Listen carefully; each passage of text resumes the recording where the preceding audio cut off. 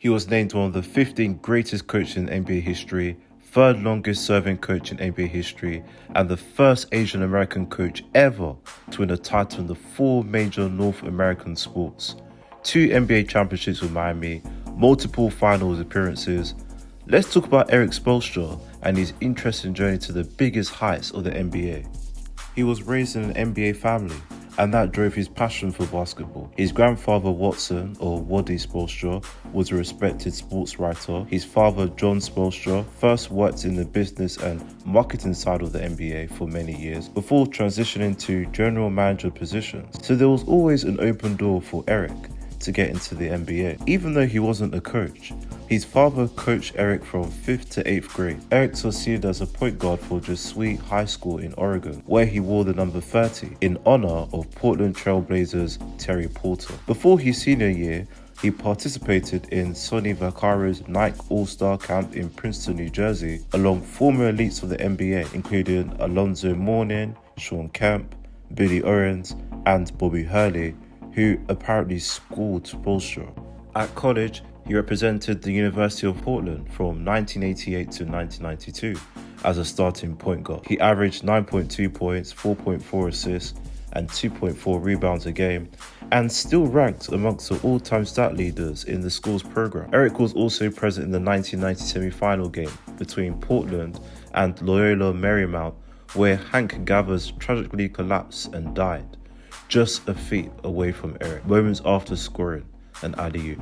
That devastating event undoubtedly shaped him as a person and later as a coach. Initially, after graduating from the University of Portland, Erik had planned on playing professional basketball in the Philippines. He wanted the opportunity to see the world more and still enjoy basketball. But because of delays of his paperwork, he moved to Germany, where he was a player assistant coach in the Bundesliga 2nd division for 2 years. In Europe, he was inspired by Svetislav Pesic, who was coaching Alba Berlin at the time, but he was still contacting teams and seeking career opportunities in the NBA. Chris Wallace, director of personnel for Miami Heat at the time, convinced general manager David Wall to offer the video coordinator role to Spoelstra in 1995, but he almost turned down that position after he received tickets to a Grateful Dead concert. His sister Monica thought he was crazy. Erik's sister had to persuade Erik to take up this career-defining decision. The role as film coordinator was obviously not as glamorous as a coach or player. Initially, it was just a summer job,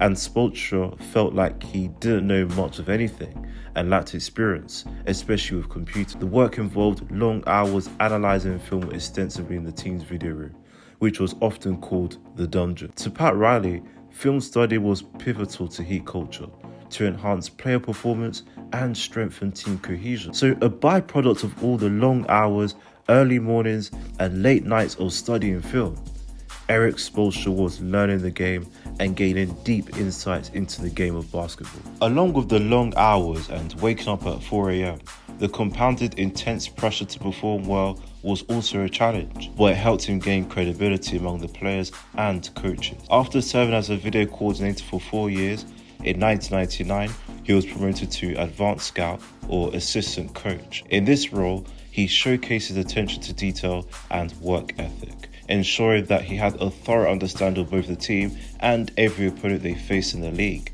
including play calls and tendency. Through the analysis of game footage and compiling of scouting reports, Spoelstra was setting the groundwork for his later success as a head coach. Oftentimes, Erik had to deal with self-doubt and fear of failure. When he was promoted to advanced scout in 1999, he hesitated and didn't think his penmanship was as neat as his predecessors. With already a demanding schedule, traveling between states, Pat Riley set the bar of expectations and standards high for Miami and Spoelstra. Spoelstra was responsible for providing timely information that would directly influence game plan. As an assistant coach and working even more closely with Pat Riley and Stan Van Gundy, again, he faced self-doubt and fear of failure. I was comfortable and change scared me, Spoelstra says. I get this pit in my stomach, that fear of being a disastrous failure. What helped Erik was his biggest mentor, Pat Riley. Riley recognized Spoelstra's potential early on and described him as a different thinker in how he brought contemporary ideas to coaching that were different from his own approach as well as his depth of knowledge about coaching and player management. Spoelstra and Van Gundy joined Miami around the same time in 1995. Erik says that Stan Van Gundy was the first coach to instill in him confidence on the floor, and that he's one of the best teachers in this game. Many of the valuable insights on game preparation, player development, and strategic thinking that Spoelstra gained was from working alongside Stan Van Gundy and Pat Riley.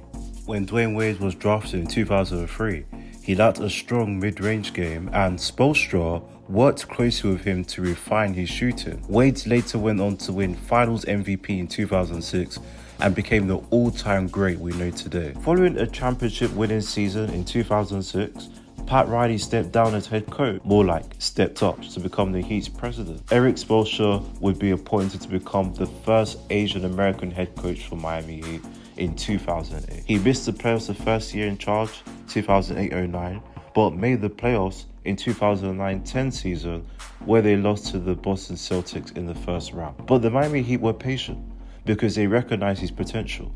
The years prior, the players had garnered much respect for Spoelstra, which further secured his long-term standing with the team. In the 2012-13 season, Erik Spoelstra led Miami to a 66-16 record and a second consecutive NBA championship, defeating the San Antonio Spurs in the finals, achieved a 27-game winning streak, third longest in NBA history. He showcased his ability to maximize talent and maintain team performance in high-pressure situations. From a young summer intern video coordinator to head coach with NBA championships, Erik Spoelstra embodies exceptional work ethic, strategic innovation, and a person passionate about player development. Perhaps if his papers weren't delayed, he would have led a successful playing career in the Philippines. It's also crazy that Spoelstra almost turned down Miami Heat, if not for wise persuasion from his sister. 29 years he has worked for Miami. That's testament to his hard work. Whatever level he was, he embraced the opportunity, remained a student of the game, and overcame his fears and feelings of self-doubt. I'm so glad you made it to the end of the video, and I hope you enjoyed Spoelstra's inspiring journey to the NBA. Remember to like and subscribe. There's plenty more videos to come.